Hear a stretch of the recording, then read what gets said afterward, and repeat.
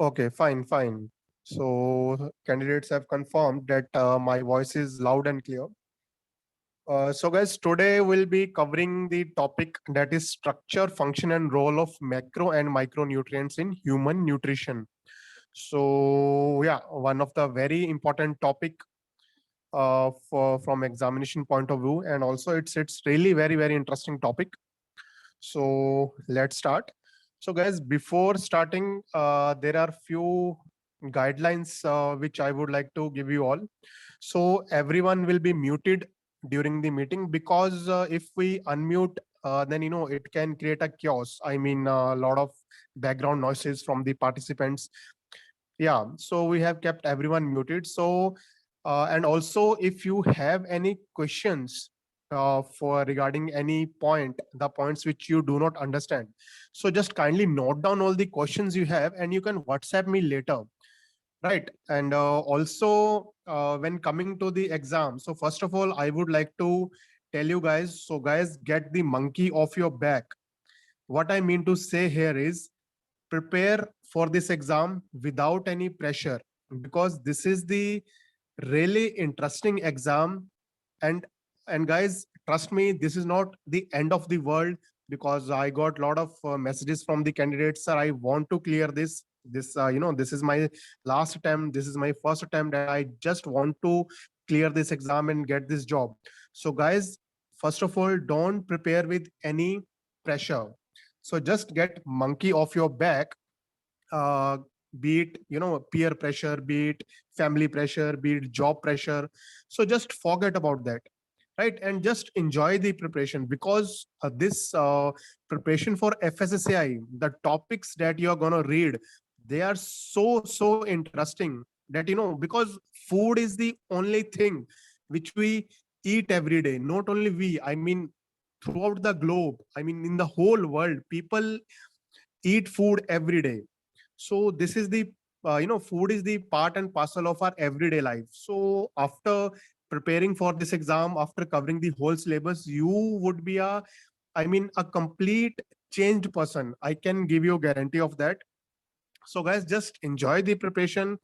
And as I said, this exam would be most interesting.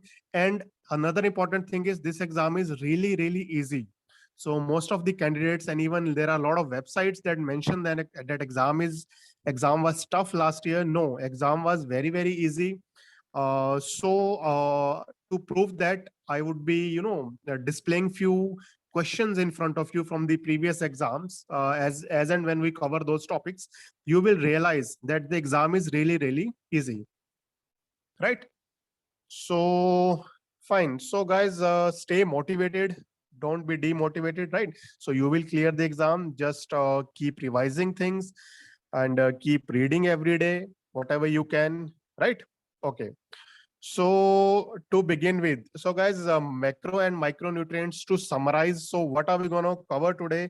Majorly is, we'll be covering the two categories, that is macronutrients and micronutrients. So in macronutrients, there are four categorized nutrients. First is carbohydrates, then fats, protein, and water. And if we talk about micronutrients, then in micronutrients, they are further categorized into two, that is vitamins and minerals.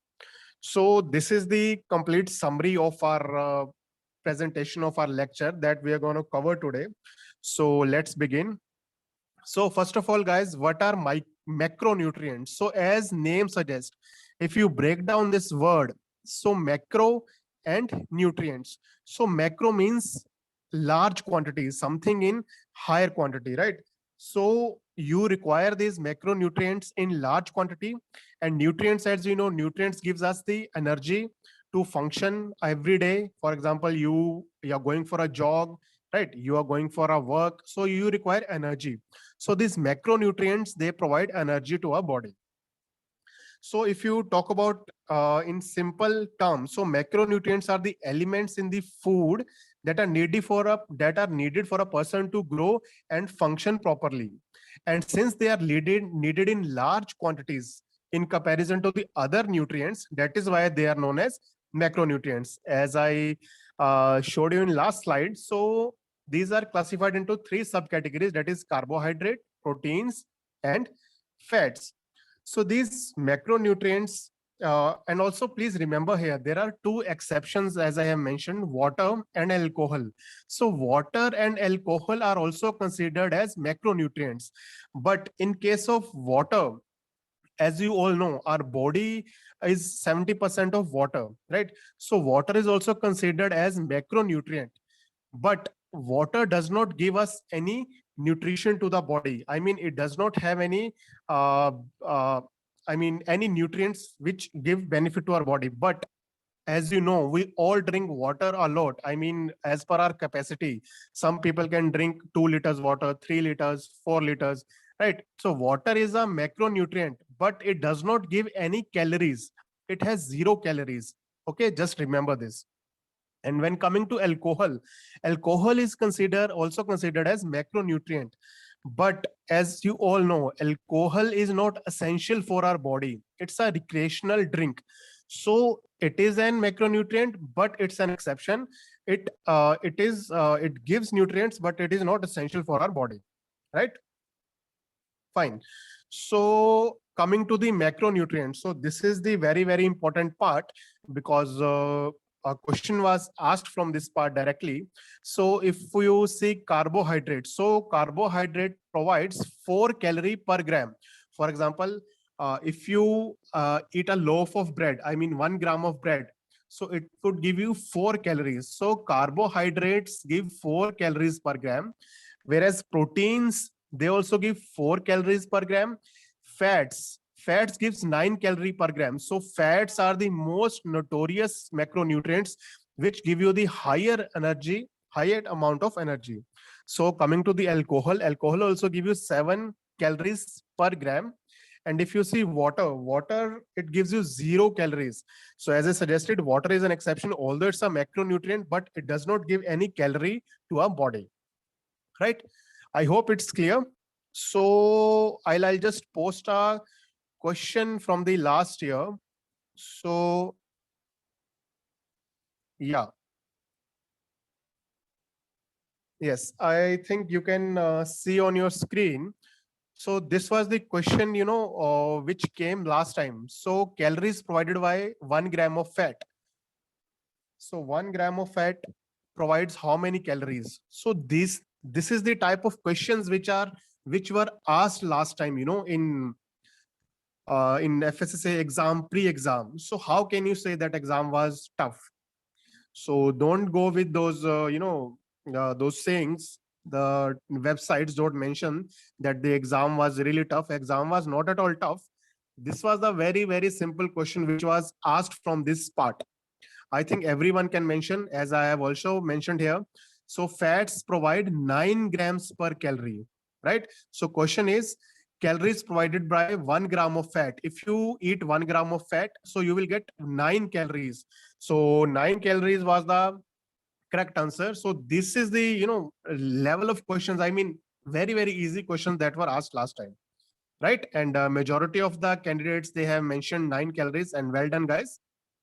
So I'll end this poll. Okay. So I hope this part is clear, right? So moving ahead.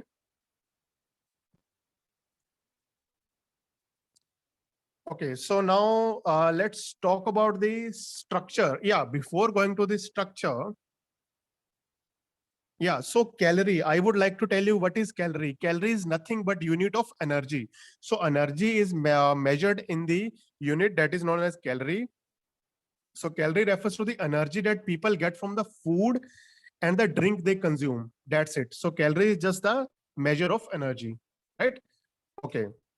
So now guys, let's discuss in detail what are carbohydrates. So initially we will discuss about carbohydrates, then we'll discuss about fats, then about proteins.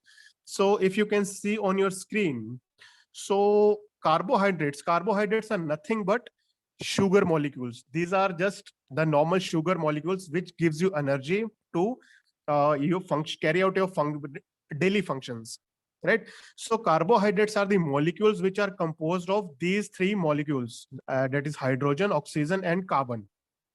Okay, and carbohydrates, these are majorly found in each and every food that we eat, be it grains, be it pasta, be it cereals, be it vegetables, be it fruits, or be it any dairy product, right? And as I said, the body turns it into glucose to give us the energy. So as and when we eat this food, I mean, when you eat grains or you eat vegetables or you drink milk, so our body breaks down this complex carbohydrates into glucose to give us energy. So this is the very essential food nutrients that our body needs, and it gives us the energy to all the organs, be it our tissues, be it our cells. And how it does, I'll explain you. Although, guys, this is not required. We only need to, as per the examination point of view, we only need to know the role of the carbohydrates. That is, it breaks our body breaks down the carbohydrate into glucose, which gives us the energy. That's it. And also, guys, be clear here that you guys are preparing for the exam, right? So from examination point of view, only important things we would cover, because you guys are not going to apply for the PhD, so you need not to go into depth, right? So prepare from the examination point of view. I'll cover the most important topics based on the previous year examination. So just bear with me. Okay, so we'll go very slowly. We'll cover each and every topic. And once again, uh, in FSSAI syllabus, it's clearly mentioned that we have to cover the overview of these topics. You need not to go in depth, because overview means, I mean, very easy questions would be asked. So don't go in depth. Don't go and read the complete process, how glucose is formed, how carbohydrates are broken down, how much energy is wasted. No, you need not to do that. Only remember that carbohydrates are broken down into glucose to give us energy. So I'll just give you the brief how it's done. So when you eat any food, so our digestive system break down this carbohydrate into glucose, or glucose is also known as blood sugar. So through the bloodstream, this glucose is absorbed and used as energy in our body, as energy, as a fuel, right?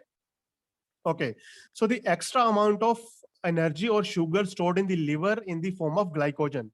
For example, today you had, for example, you take your meal, you take your breakfast, and you consumed say 600 calories, right? But your body requires only 400 calories, right? So the extra amount of energy, extra 200 calories, would be stored in the liver and muscle in the form of glycogen, right? And as you all know, carbohydrates provide 4 calories per gram, right? And there is another question coming up. So last year, even this question was asked. So I'll just launch the question. So if you guys can see on your screen, so this was the another very basic question from this topic that was asked by the FSSAI. Excessive glucose stored in liver in the form of dash: glycogen, glucagon, glycolysis, glycogenesis. Yes, majority of the students have given the right answer, glycogen. See, guys, this is the, I mean, the topics are very interesting, and you just need to read the overview. Don't go in depth how this glycogen is stored, what is its structure, what are the molecules, right? You need not to go into those details. Just basic, how extra energy is stored. It is stored in the form of glycogen, and majority of the students have given right answer. I'm really happy. So we'll move forward. So now let's talk about a bit about the structure, since also it's mentioned in the syllabus that structure of the carbohydrates. So, but you need not to remember, for example, if you see here the glucose structure, you need not to remember this complete structure. This is not at all, they are not going to ask you this question, because guys, at the end of the day, you guys are going to be a food safety officers or technical officers. You need, if you join as a food safety officer, your work would be majorly surveillance. You would be going on the field, checking the restaurants, hotels. That's it. You need not to remember this structure. And also, if you are joining technical officers, your part would be preparing the policies, right? The recent policies that come out. So the remembering of the structure is not important. Just remember what glucose is. right? So now let's talk about the structure in detail. So majorly, if you see, carbohydrates are classified into two forms, that is simple sugar and complex sugar. So simple sugars are fast releasing carbohydrates and complex carbohydrates are slow releasing carbohydrates. So if you talk about the monosaccharide, so glucose is a monosaccharide. So guys, if you break down this word mono and saccharide, mono means single one and saccharide means sweet or sugar. So glucose is a monosaccharide, means it has single sugar, right? So these are the simple sugars, and the most common of which is glucose. As I mentioned here, the most common monosaccharide is glucose. And in monosaccharide, the number of the carbons can range from 3 to 7. And monosaccharides are always, they end with suffix that is "ose." For example, if you see hexose, so if you count the number of carbons, 1, 2, 3, 4, 5, 6. So hexose means 6 carbons.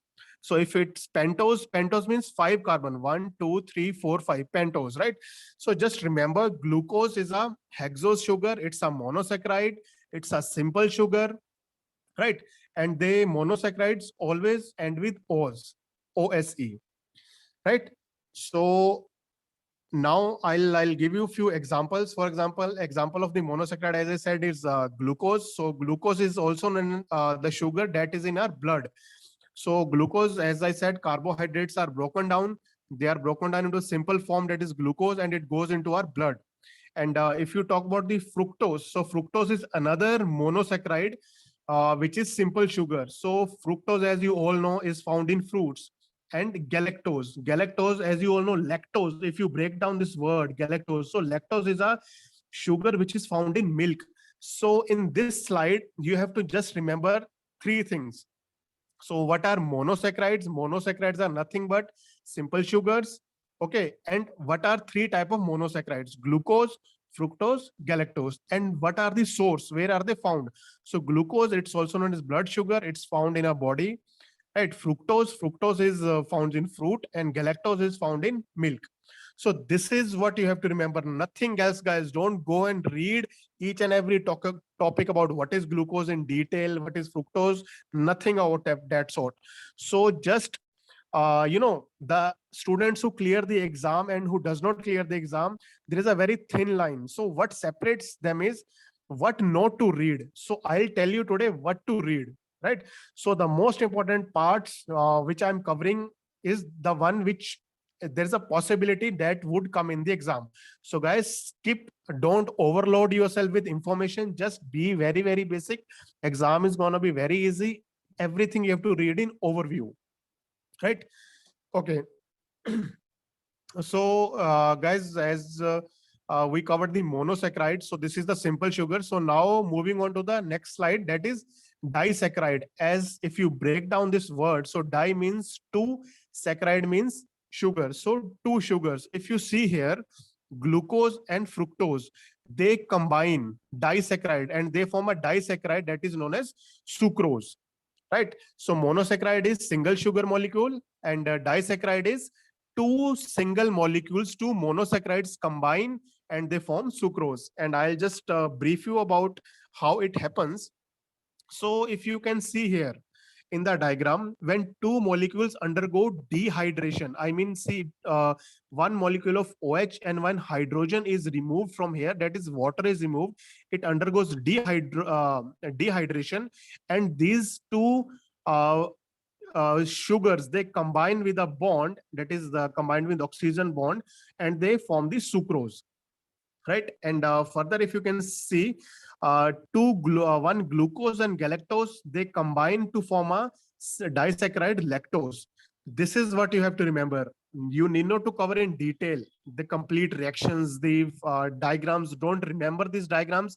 Just remember how sucrose is formed. Sucrose is formed by combination of glucose and fructose. Lactose is formed. Lactose, as you know, lactose is found in milk. So lactose is formed by combination of glucose and galactose. And maltose. Maltose is formed by combination of two glucose molecules. So maltose, as you all know, it is formed when our wheat or rice are fermented. We get a maltose syrup. So this is just you have to remember. Okay, so I hope things are clear with you guys. Just type a message, just type a single message telling me that things are clear with you. And yes, someone has asked the slides. While I'll share the slides, also I'll share the videos with you. Don't worry, guys. You just focus on the presentation that is going on, and I'll share everything, because ultimately I want you to all clear this exam. Although there are few posts, but what would separate you from the competition is what to read and what not to read. That's it. And I am teaching you what to read today. Don't read extra information. I'm telling you again and again, right? Okay, so now guys, this was the structure, what you have to remember, basic structure, how these sugars are formed. So now moving on to next slide. So in this, we'll cover about the functions. So now coming to the major functions. So I'll be covering the three major functions. Although carbohydrates might have ample functions, but the three major functions that carbohydrate has. So the first function, if you see, and as you know, guys, carbohydrates, they provide energy in our body. So carbohydrates are the quick source of energy. That is why these are our body's favorite source of fuel, because it does not take a lot of energy to break down the carbohydrates. Carbohydrates, as I said, these are the very simple sugar molecules. They are easily broken down. So this is the favorite source of fuel for our body. And one of the primary function, as I said, so it provides the energy to our body. Right. And how it provides, I'll just give you the basic, although it's not required, but there is a logic, right? How it provides energy. As I already mentioned, so as we consume food, our food is just digested and broken down into glucose, and then it enters into our bloodstream. So through our bloodstream, whole glucose rotates in our body, and we get energy to perform our everyday work. Right. And further, the glucose that is taken up by our body through the blood, so it is used to produce ATPs, and that is adenosine triphosphates, and the cells further use this ATP to carry out the metabolic task, everyday task. I hope it's clear. It's nothing but complex carbohydrate. Simple sugar is broken down into glucose.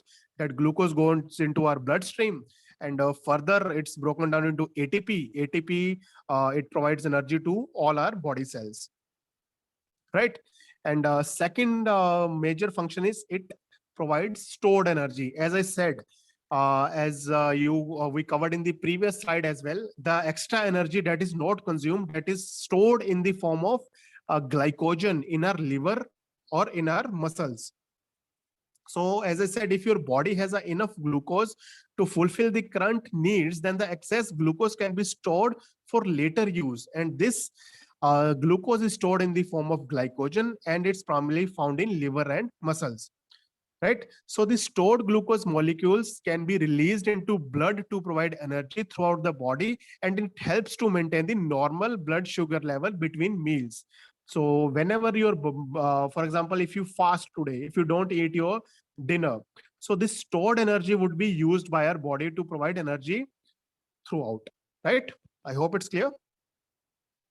Okay, then moving to the third function, it helps to preserve muscles. So carbohydrate, as I said, it helps to preserve the muscle. How is it does? So glycogen is stored in one of the in just one of the several ways that makes our body enough glucose for its function. So when this glucose from the carbohydrate is lacking, muscle can use stored glycogen and convert it into glucose. So as I said, stored glucose is formed in the form of glycogen in our liver and muscles. So whenever our body requires extra glucose, extra energy, the glycogen that is stored in the muscles or in the liver, it's further broken down and it provides energy to our body. I hope it's clear, guys. So these were the three basic functions which you need to remember about this. So now coming to the next topic, that is fats. So as you all know, fats are composed of carbon, hydrogen, and oxygen molecules, and they are insoluble in water. That is a very basic fact. right? So, and the major food in which you can find fats are butter, it can be oil, it can be meat, it can be dairy product, it can be nuts, or it can be seeds, right? So fats, as you all know, they are predominantly found in all these food products, right? So these fats, they can be further broken down. I mean, they can be categorized into three main categories, that is triglycerides, phospholipids, and sterols. So from examination point of view, guys, only triglycerides are important. Phospholipids and sterols are not that important, but I'll give you the overview what are these fats, but major focus would be on triglycerides, right? And as you all know, they provide fats provide 9 calories per gram. If you eat 1 gram of butter, it would give you 9 calories, right? Okay. So moving ahead. So now let's talk about the structure, and I'll also give you the overview of what are triglycerides.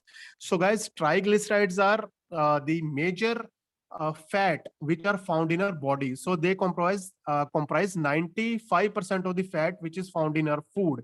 So triglycerides are 90% of the fats which are in our food are triglycerides. So triglycerides are also the main fats that is stored in our body. When we pinch an inch around the waist, if you want to feel your fat, if you want to feel your triglycerides, so just take your hand and pinch your stomach. So the thing that comes in your hand is triglycerides. So that is a very, very basic explanation which I could give you about the triglycerides. And further, if you see, triglycerides are classified into two, that is saturated and unsaturated fats. So if you talk about saturated fats, so saturated fats, I'll give you a few facts about them, then I'll explain you from the diagram as well. So saturated fats, these are guys are solid at room temperature, and they are more stable. And if you see the example, so red meat, all dairy products, these are the saturated fats. So now let's see what saturation means. So if you see, fats are made up of, as I said, they are made up of carbon and hydrogen molecules with the oxygen bonds. So if you see, the carbon is completely saturated at all the positions. There are hydrogens, there is no free space. You can see one hydrogen here, one hydrogen here, another hydrogen here, and it is combined to the other carbon atom, other carbon molecule, and that too is completely filled. There is no free space. So these are saturated, so no extra hydrogen or another molecule can come and join them. So these are completely saturated, there is no free space for the other molecules to join. And if you see unsaturated fats, so in unsaturated fats, you can see carbon has 4 bonding spots, that is 1, 2, 3, 4. So this means carbon can have only 2 spots left for the hydrogen bond. So these carbons are not fully saturated. If you can see, there are 2 spots which are free here. If you can see here, all these spots for the carbon are full, and here 2 spots are free. So these are unsaturated fats. So if you compare such out of saturated and unsaturated fats are most healthiest fats you can have. So these are majorly plant-based oils. As you can see, saturated fats are obtained from red meat or dairy, and unsaturated fats are obtained from plant-based oil, right? So this is just, you have to remember. I'll also give you the examples of saturated fats and unsaturated fats. So what are these? So if you see the saturated fats, if you see the examples, these are red meat and high high fat milk, high fat yogurt, high fat curd, all these products, right? And if you talk about the unsaturated fats, so unsaturated fats are majorly sunflower oil and oils that is obtained from avocado, canola, or you can say the fats, oils that we receive from the seeds, cashew nuts, all these. So these are healthy fats, right? So I hope it's clear. So now coming to the sterols. So guys, sterol, as I said, from examination point of view, this is not at all important, but I'll give you the overview what are sterols. So the most common sterol in our body is cholesterol. So most people think cholesterol as just as a bad for the health, but cholesterol is essential for life. but it is not essential for our diet. Why? Why it's not essential? Because cholesterol is formed inside our body. We need not to add extra cholesterol from our food.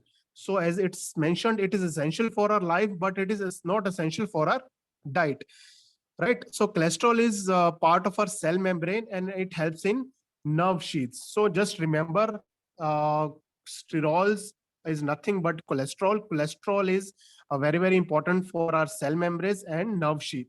So don't go in detail, it's not required. Just remember what are sterols. Sterols are cholesterol. They are essential for life, but they are not essential for our diet, right? As you all know, cholesterols are bad fats, so they could lead to heart diseases. So just avoid cholesterols in your daily diet, right? So now coming to phospholipids. From examination point of view, even phospholipids are also not important, right? But I'll give you the overview. Phospholipids are nothing but the emulsifiers. Why emulsifiers?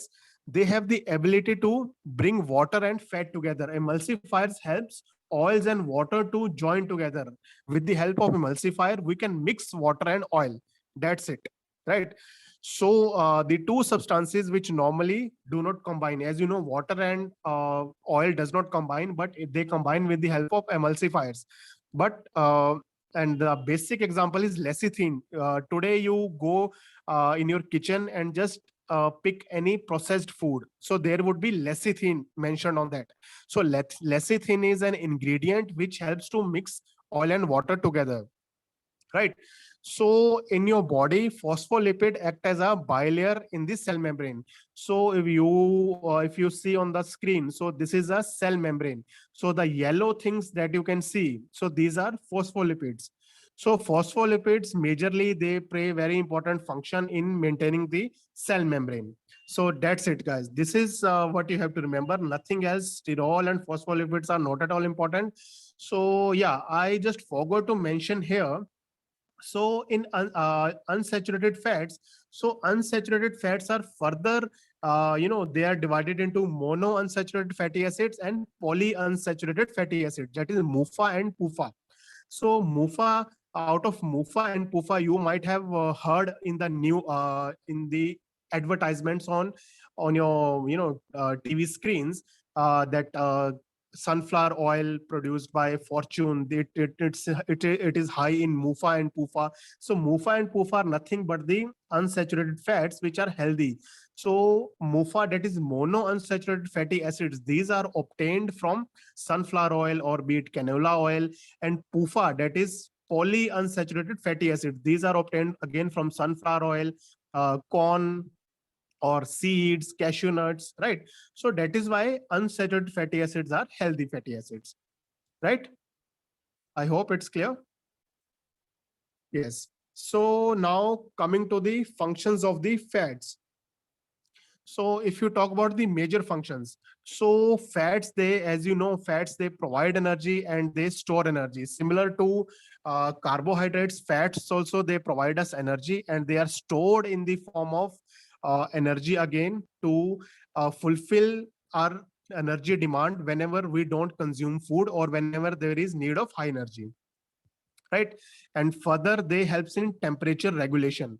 How it helps in temperature regulation, you need not to read about that. You don't go in depth, just remember the functions.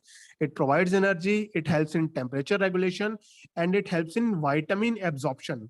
So vitamin absorption is also one of the major very important functions that fat plays. Today we'll be covering about the vitamins, so you will get to know how fats are important in vitamin absorption, because there are few vitamins which absorbs only in fats. So fats are not always bad, because our body requires fats to absorb essential vitamins to regulate our body temperature and to provide and store energy, right? I hope, guys, it's clear till here. So just message me if things are clear.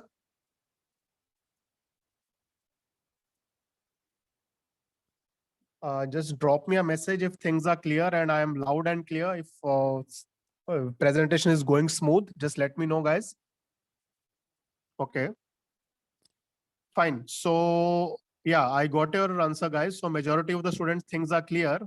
So those who have any questions, so just note down those questions and just WhatsApp me. I'll get back to you on those questions, because taking question here is, it would take a lot of time to finish, and already there are a lot of candidates who have joined. So just note down all your questions, and we can discuss it on WhatsApp, right? So guys, coming to the third important carbohydrate. So moving ahead, proteins. So moving to the protein, so this is the third important major carbohydrate about which is important for our body as well as from examination point of view. So proteins are nothing but the building blocks of our body. So it is called protein because these are vital for maintenance of body tissues, including development and repair. So all our hair, skin, eyes, muscles, all organs are made up of protein. So protein are very, very essential. So majorly proteins are made up of carbon, oxygen, hydrogen, and nitrogen. So source of protein, if you see, majorly, meats, poultry, dairy products, seafood, lentils, beans.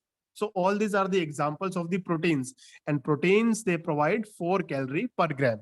So that's it, what you have to remember about the proteins. Okay, fine.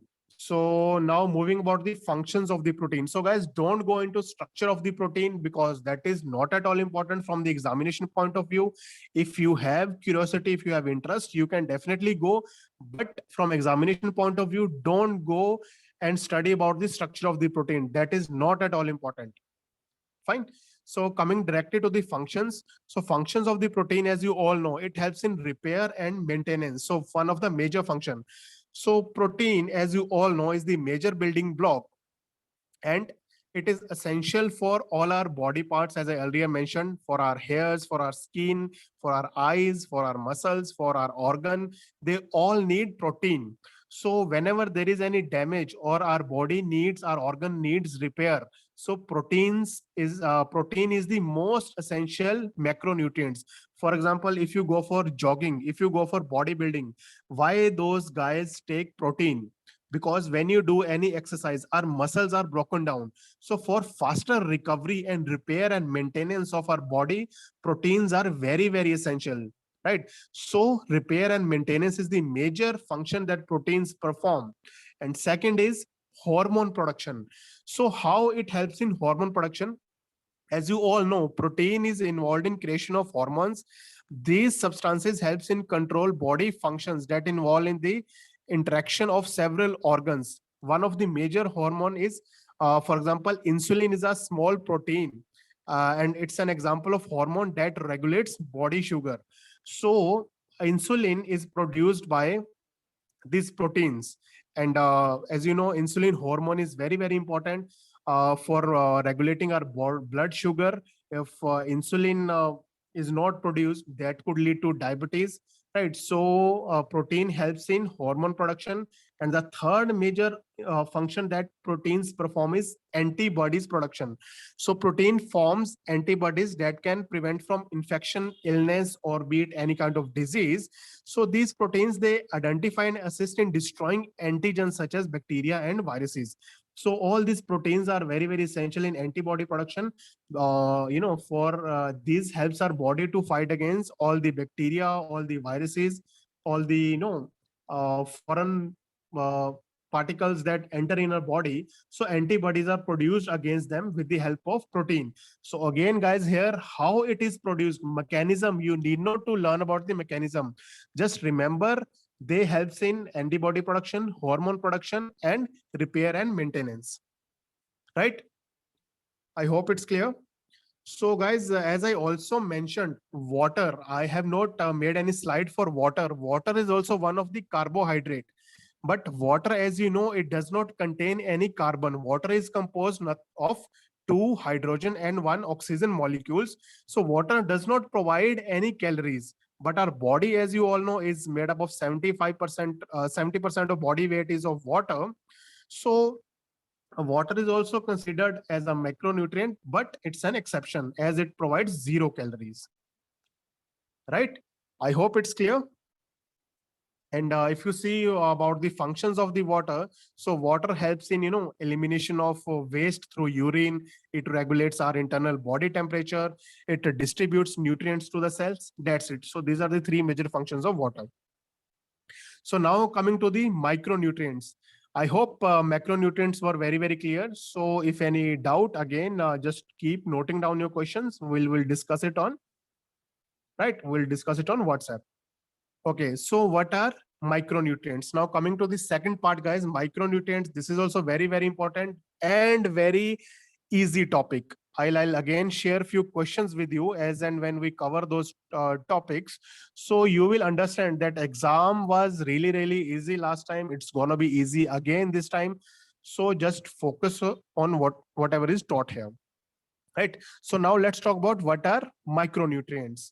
So the term micronutrients is used majorly to describe vitamins and minerals. So if you break down this word micro and nutrients, so micro means our body require these nutrients in very, very small quantity. As I mentioned here, body requires micronutrients in very, very small quantity. That is why it's mentioned micronutrients, small, in very small quantity. Macronutrient meant we require nutrients in that food in high quantity. For example, you take 3 meals, you take your breakfast, you take your dinner, you take your lunch. So we eat heavy amount. That is why they are known as macronutrients. These are micronutrients. So micronutrients are nothing but vitamin and mineral. And they are also referred as essential nutrients. So these are very, very essential for our body. Right?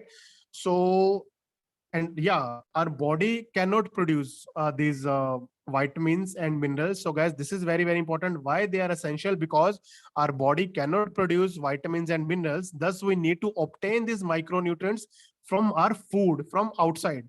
So that's why they are referred to as essential nutrients, right? So moving ahead. Yeah. Yeah. So if you see here, water soluble. So these, as I said, micronutrients are of two types, vitamins and minerals. So now we will talk about vitamins. So what are vitamins? Vitamins, guys, are of two types. That is water soluble and fat soluble. So water soluble vitamins are nothing but vitamin B complex and vitamin C. This it's also known as ascorbic acid. So fat soluble vitamins are nothing but vitamin A, D, E, K.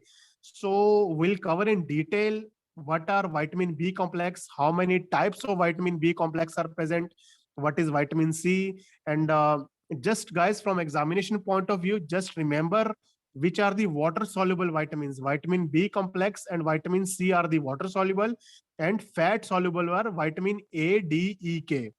So now I'll again post one questions from the last year paper. You will see it was such a easy question that was asked last year.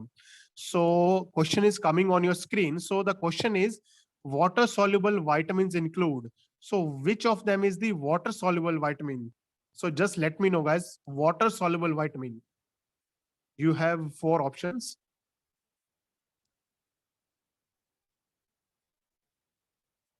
Yes. Exactly. Vitamin C, ascorbic acid, that is the water soluble, means vitamin C can dissolve in water and vitamin B can dissolve in water, but none of these enzymes can dissolve. I mean, vitamins can dissolve in water. They can only dissolve in fat.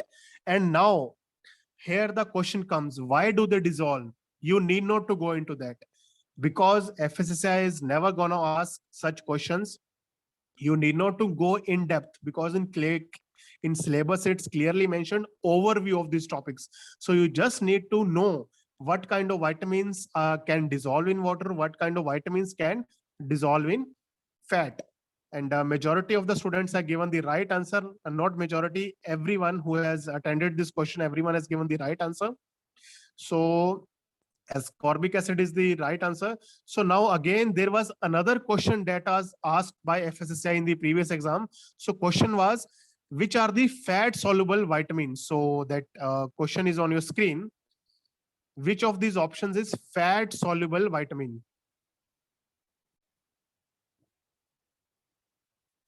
students who are mentioning vitamin B, guys, vitamin B is a water soluble. You can clearly see on your screen even. Vitamin A here is the right answer. Fat soluble vitamin, the options that were given. So vitamin A is the fat soluble vitamin, right? I hope it's clear. So guys, this is the level of the questions that was asked by FSSAI. And I'll make sure things are very, very easy for you. Things are very, very clear for you. So you just stay with me, right? So I'll end the poll here. Majority of the students have given the right answer. Only 2% students said vitamin B complex. So guys, vitamin B complex is not the right answer. Vitamin B complex is water soluble. Fat soluble are only 4 vitamins: vitamin A, D, E, K, right? So just remember this. So now moving to our next slide. So we'll cover in detail what are vitamin B complex, what is vitamin C, right? So we'll cover that in detail. So guys, I have taken these screenshots from our notes, the notes that I have provided you, so that you can relate with it. So in this slide, what you guys have to remember. So guys, these are the water soluble vitamins. So first of all, we are going to talk about the water soluble vitamins. So water soluble vitamins, as you can see, are of in water soluble, as you see, water soluble is divided into vitamin B complex and vitamin C. So first we'll talk about vitamin B complex. So vitamin B complex, it has 6 vitamins, that is vitamin B1, B2, B3, B5, B6, and B7, and further B9, B12. So total there are 8 vitamin in the vitamin B complex. So just you have to remember what is vitamin B complex. Vitamin B1, B2, B3, there is no vitamin B4, guys. And why there is no vitamin B4? Don't bother about that. You need not to remember why you need not to read even why vitamin B does not exist, right? So just remember these: vitamin B1, B2, B3, B5, B6, B7, and then vitamin B9 and B12. So in these slides, what you need to remember is what is the another name of vitamin B1. So vitamin B1's another name is thiamine, and vitamin B2's another name is riboflavin, and vitamin B3 is niacin, vitamin B5 is pantothenic acid, vitamin B6 is pyridoxine, vitamin B7 is biotin, and if you talk about vitamin B9, folic acid, and vitamin B12, cyanocobalamin. So this is what you have to remember. Right. So remember how many type of vitamins are there in vitamin B complex. As you all know, there are 8 vitamins in vitamin B complex. So now the another important thing you need to know is their function, their symptoms, the disease which you can get if you don't take these vitamins, and the food which can help us to fulfill our demand of these vitamins. So actually there is a short trick which I'll share with you. I just forgot to add it to my slide. So there is a short trick to remember this, vitamin B complex, thiamine, riboflavin, niacin, pantothenic acid, pyridoxine, biotin. So there is a short trick. I'll give you that short trick tomorrow without fail. I just forgot to add it into my slide. So that would make things very easy for you. So if you talk about vitamin B1, so vitamin B1's another name is thiamine. So if you do not take enough of vitamin B1, so it causes beriberi disease. So in this disease, so in this, if vitamin B1 is lower in your body, so it could lead to increase in heart rate. And also it could help in constant fatigue. For example, you are going for a jog and you get tired very fast, or even not only for the jog, even in normal everyday activity, you fall tired very fast. So vitamin B1 is the major vitamin possibilities that your body lacks vitamin B1. So also the shortness of breath, legs and feet, they swell.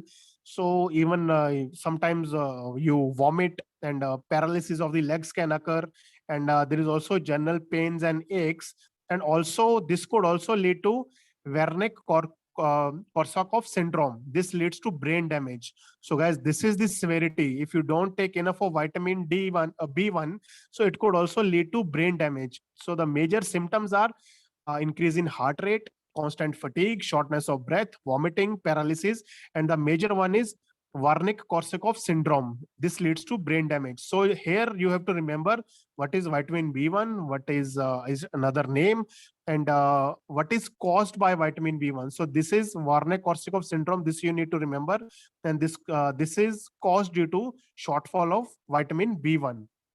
And if you see diseases, major diseases causes is beriberi.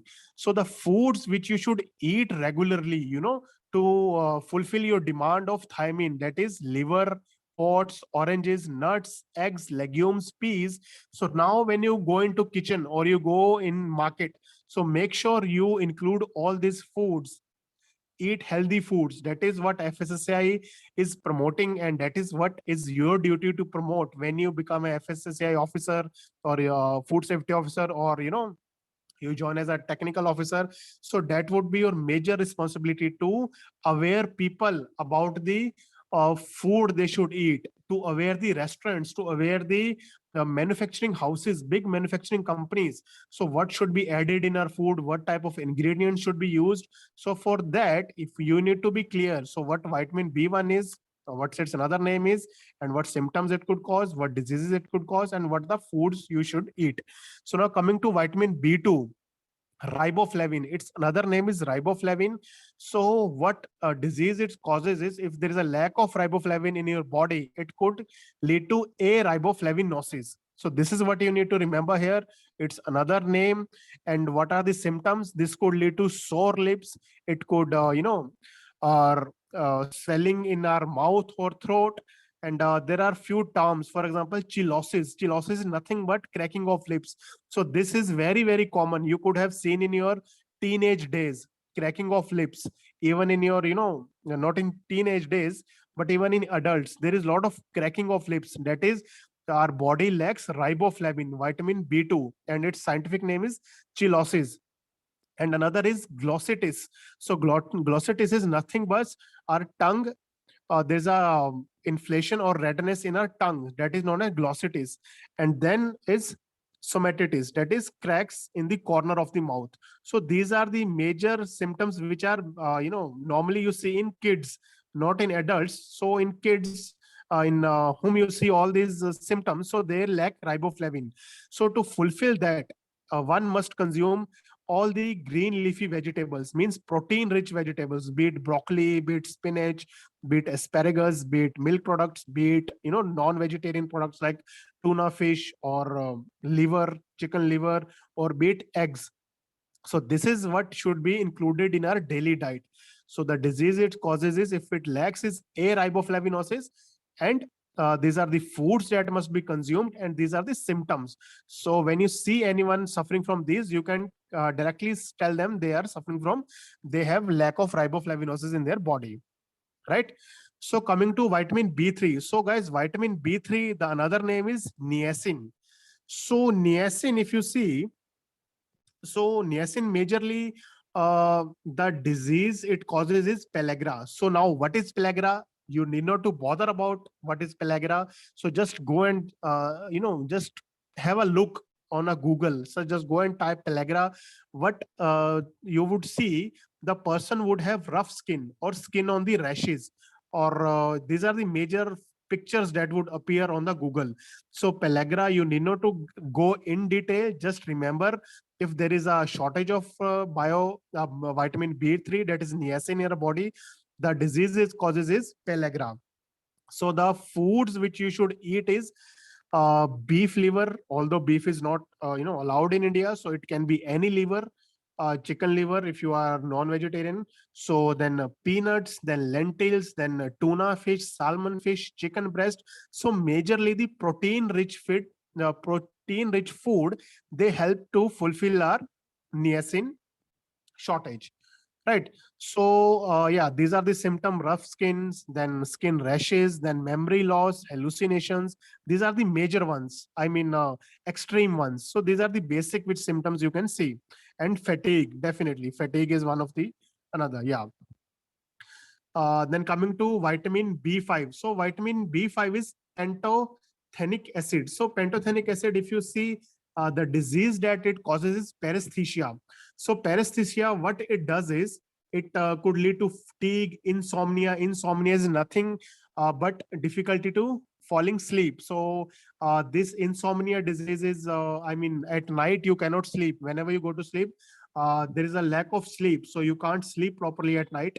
And another harsh symptoms are depression and burning feet. So these are the symptoms that you need to remember. These are the paresthesia is the disease which is caused by vitamin B5 pantothenic acid. And foods which you can eat to fulfill the demand of the vitamin B5 is it can be pork, chicken, salmon, fish, lobster, lentils, soybean, avocado, broccoli, corn. So just remember 4 to 5 foods from this, and remember the disease name, symptoms, and the most important is another name of these vitamins, that is pantothenic acid. Right? I hope things are clear, guys. My voice is audible. Just message me. Just drop a message, please. If voice is clear, if things are clear. Okay, fine. Thank you, guys. Thank you for messaging. I got your answer. Right. So now coming to vitamin B6. So guys, vitamin B6 is very, very important because the disease it causes is anemia. Anemia is one of the major, you know, disease which is prevalent in females especially. That is obviously because of the lack of B6 rich food, and also due to menstrual cycles. So we'll read about this in detail, even FSSAI, when we'll cover the FSSAI portion. So we'll also cover there are few government schemes which even FSSAI promotes to curb the ammonia level in our country. So we'll cover in detail about this when we cover the FSSAI topics. But just remember for now, vitamin B6, its another name is pyridoxine, and a lack of vitamin B6 in our body causes anemia. So guys, its major symptoms are itchy rashes. It can also leads to crack on mouth corners, and it could also cause scaly skin and swollen tongue. So vitamin B6, these are the symptoms, and the major diseases causes is anemia. And the food that one should eat to fulfill the demand of the body to get the enough B6 vitamin is it should be fish, it can be potato, rice, tofu, cheese, banana, tuna, salmon. So guys, these are the everyday food that we normally eat. So whenever you go to your kitchen next time, so please ask your mom. Although Indian moms are very, very, they know what to feed their child, but just keep a list of these foods. So whenever you go to market or whenever you see these foods in kitchen, so definitely try to consume these foods in your daily diet. So now coming to vitamin B7. So vitamin B7 is known as biotin.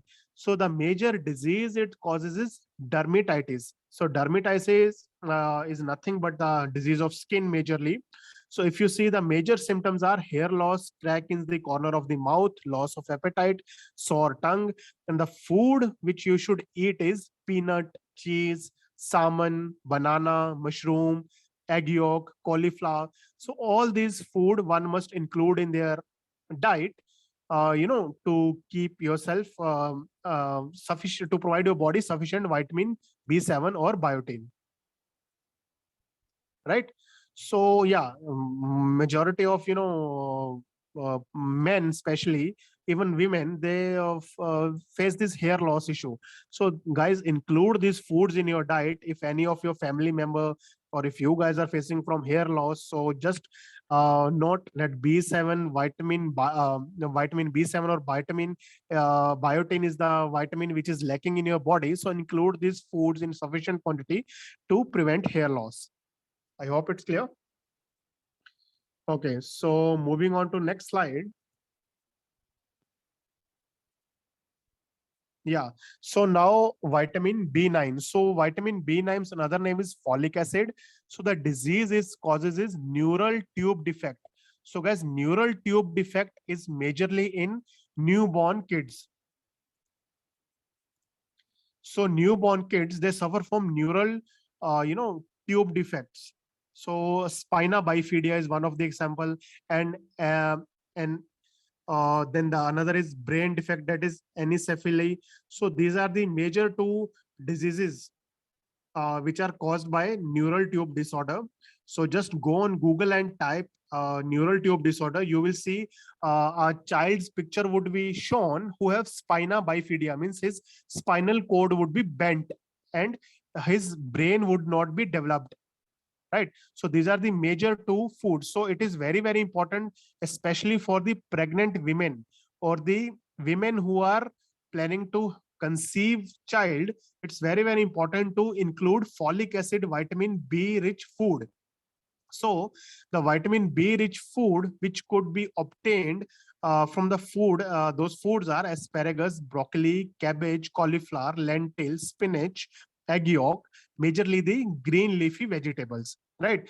So the pregnant woman, as majority of you might be knowing, since you guys are science students, so doctors recommend folic acid tablets. So instead of folic acid tablets, one can even fulfill the demand of folic acid during pregnancy by eating all these foods.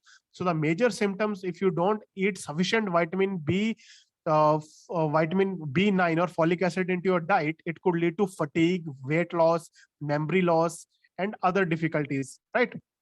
So now coming to vitamin B12.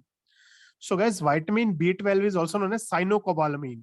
So it is another type of anemia, as you saw previously.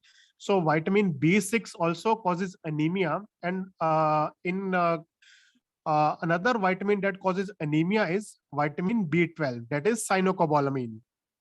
And this is only found in non-veg foods. So if you want to or not only in non-veg foods but majorly in non-veg foods. So if anyone wants to fulfill their demand of vitamin B12, they need to have, majorly the non-veg foods, be it poultry, pork, fish, egg, cheese, milk, majorly the animal based food. Right. So this could save one from megaloblastic anemia. So the major symptoms are, if you don't have enough vitamin B12 in your diet, so the major problem it can cause is menstrual problem, and weight loss, then pale skin, constipation, dementia. So these are the major issues which could be faced when our body does not have enough of vitamin B12. So now coming to, so guys, these were the 8 vitamin B complex. As I said, there are water soluble vitamins. We were talking about water soluble vitamins for vitamin B complex.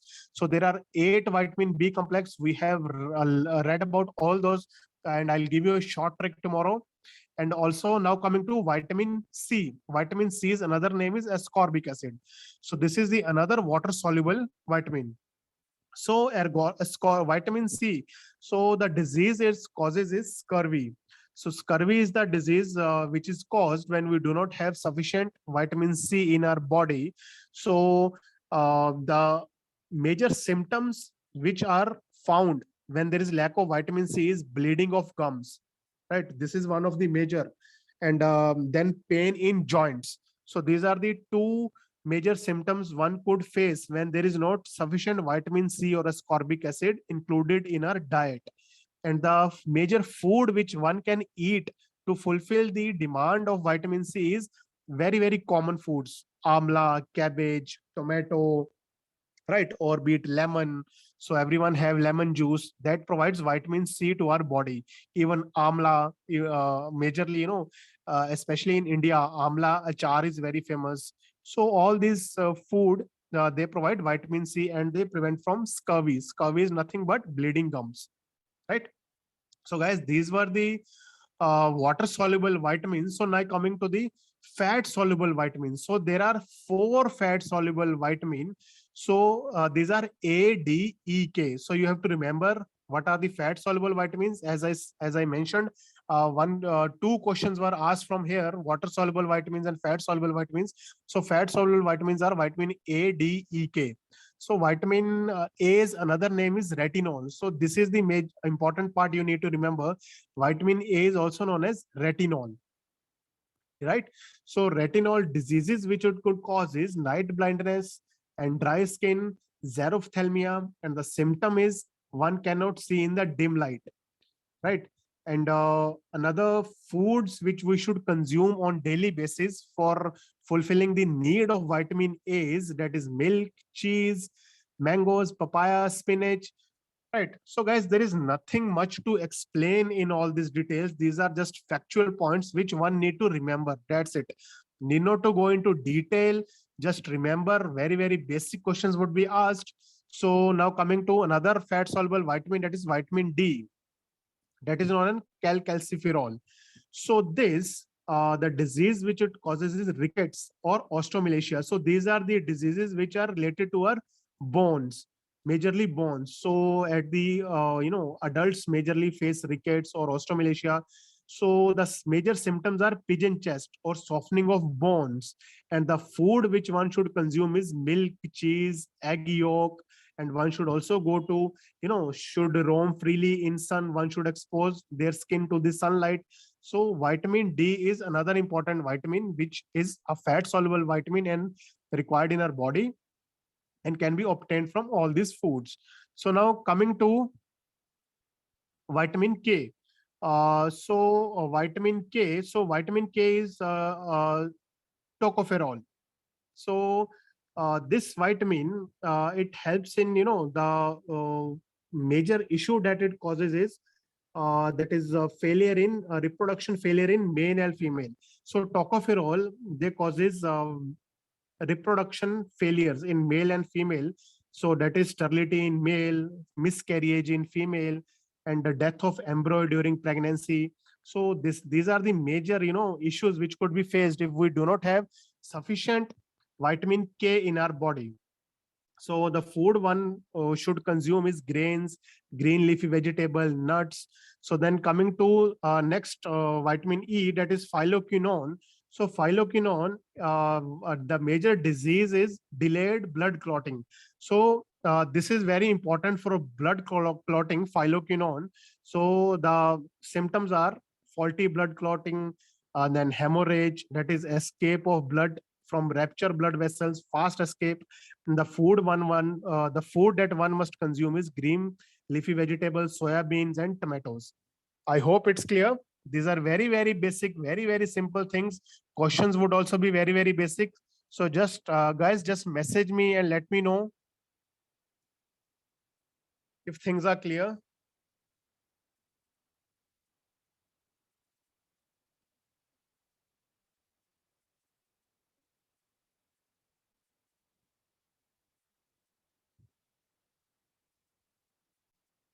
Okay, so I have got the response. So things are very, very clear, right? Okay. Yes, tocopherol is vitamin E. There's a small mistake here. Tocopherol is vitamin E. Phylloquinone is vitamin K. Nothing is changed. Okay. Tocopherol is vitamin E, guys. Vitamin E. Phylloquinone is vitamin K.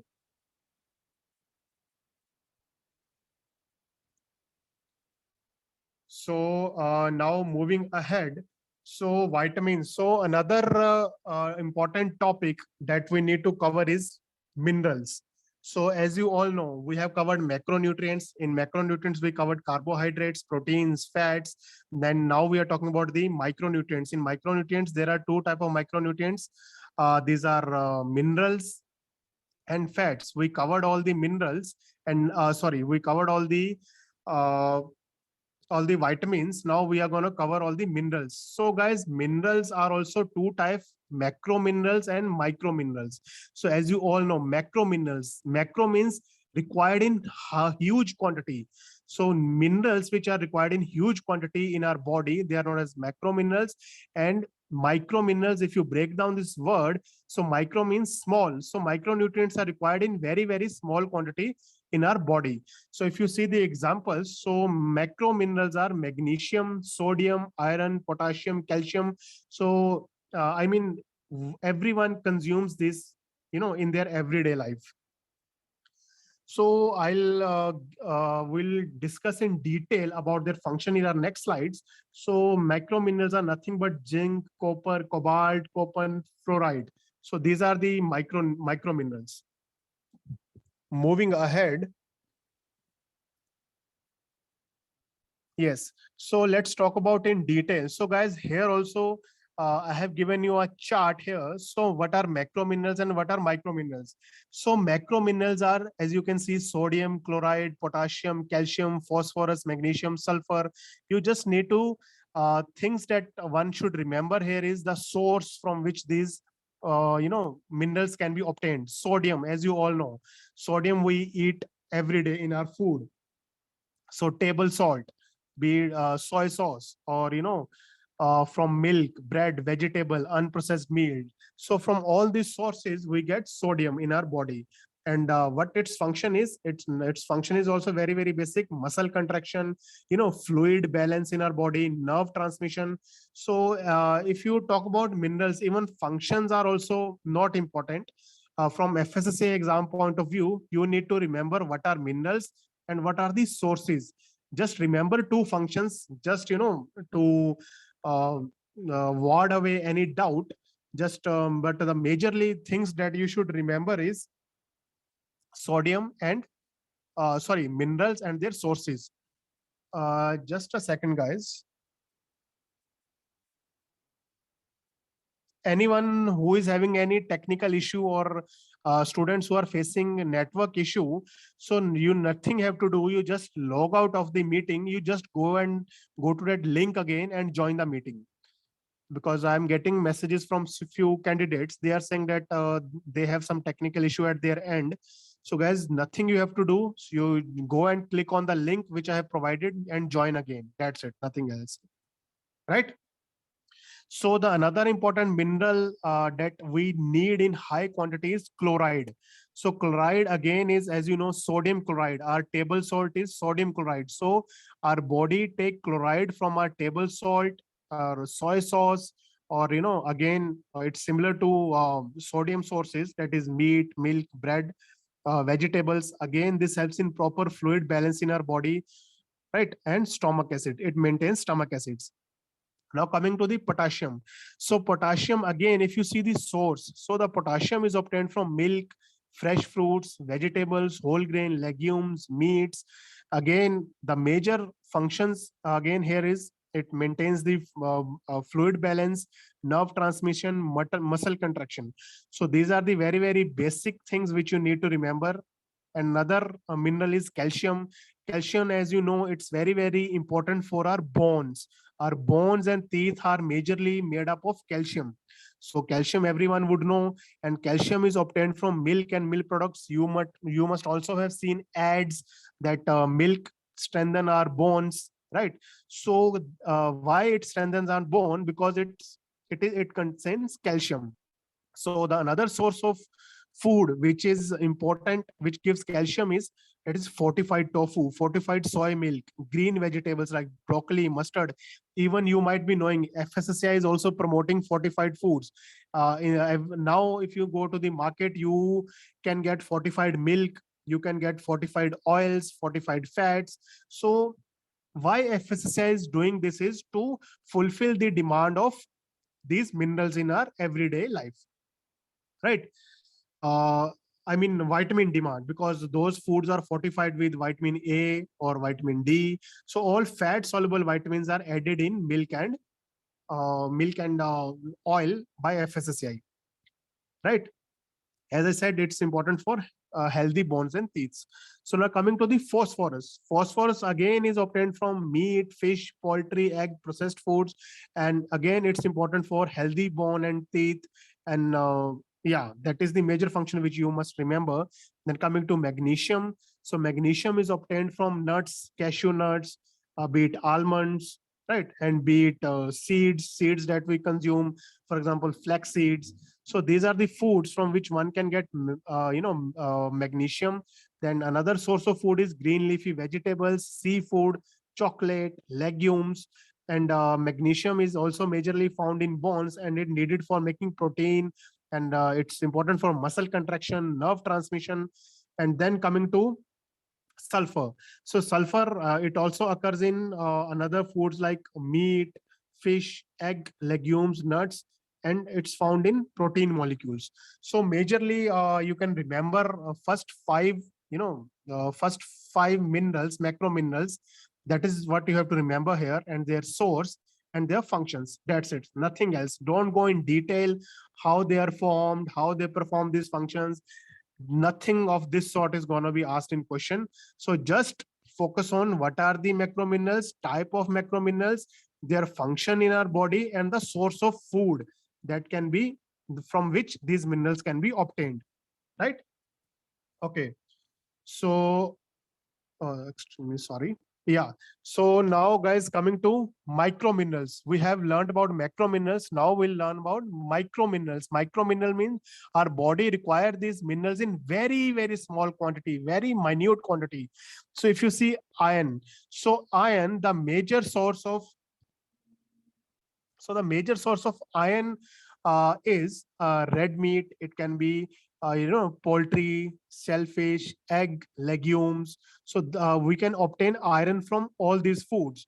So iron, it helps in iron is found in RBCs that carries oxygen in the blood. So this is also very, very important. Iron is very, very important if one needs to fight anemia. So these foods must be included in our diet. So iron, function of iron is it carries oxygenated blood to our body. So now coming to zinc. So zinc is obtained from these foods, that is poultry, fish, and whole grain vegetables. So the zinc is majorly part of enzymes. They are needed for making protein and genetic material, and also it helps in normal fetal development, production of sperm, normal growth, sexual maturation. So just remember four functions from here and the food from which these minerals can be obtained. So now coming to iodine. So iodine, guys, it's majorly, as you know, it is found in thyroid hormone, and it also prevents from thyroid disease. So the major food one must consume is seafood, food grown in iodine-rich soil or iodized salt. Even iodized salt, FSSAI is promoting iodized salt these days, double iodized salt. So that is nothing but it is, it has iodine in it, right? So then selenium is not important. You can just skip it. Copper is important. Why? Because our body requires copper to again, this helps in enzyme. It forms part of enzymes. It helps in iron metabolism, because if we want to fulfill our demand of iron, copper is very, very essential. So the food which one must consume to fulfill their copper demand is nuts, seeds, be it cashew nuts, be it flax seeds, be it legumes, be it whole grains that we eat, right? And another major important micronutrient is micromineral is fluoride. So fluoride, the source is drinking water, eitherly fluorinated or naturally occurring for containing fluoride, fish, or yeah, just that's it. Fluoride, as you know, it helps in formation of bones and teeth. Even you might be knowing about the advertisement. Even our toothpaste, it contains fluoride. So it helps in well formation of teeth. So bone and teeth are major body organs which require fluoride.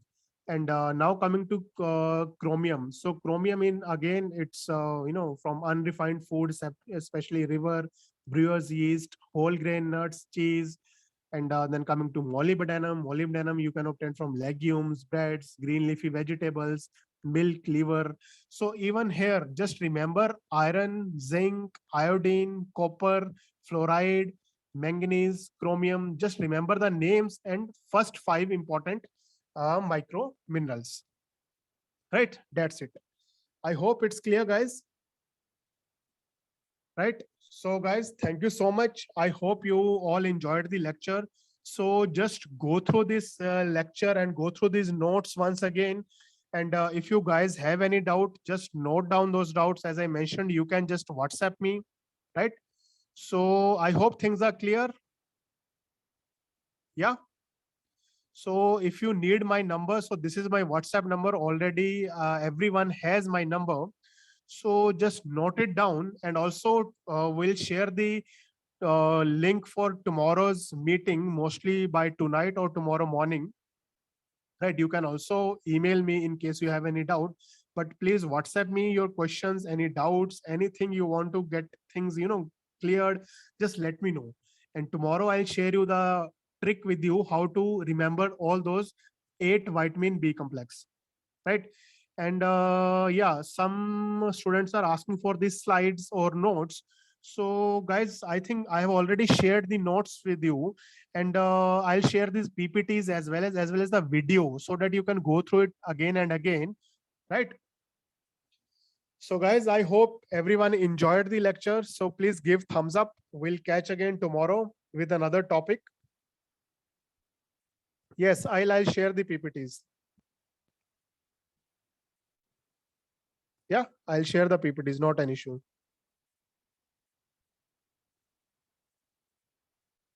Yeah, so yeah, one major question that majority of the candidates were asking, how to prepare for part A. So guys, part A is very, very dynamic, right? So part A is, I mean, you can cover it from any YouTube channel, because only five questions are gonna, FSS is gonna ask from, those topics, part A. So for mathematics, the important topics that you should, I'll do one thing. I'll give you a brief tomorrow, like from where you can, read about uh, part A, quantitative aptitude, reasoning, current affairs. I'll give you a few sources tomorrow. I'll talk about few sources, so you can just, go on YouTube and search those sources. I'll do that tomorrow, not an issue. So it was a first class. I hope everyone enjoyed. So we'll connect tomorrow again. So if anyone has any questions, so guys, please WhatsApp me. So guys, I'll end this meeting. Stay motivated, keep preparing, you will definitely clear. And the key is what to read, what not to read. So what to read, I have shown everything in this presentation. So just cover from my notes and this presentation. So thank you guys. See you tomorrow. Good night, guys. Enjoy.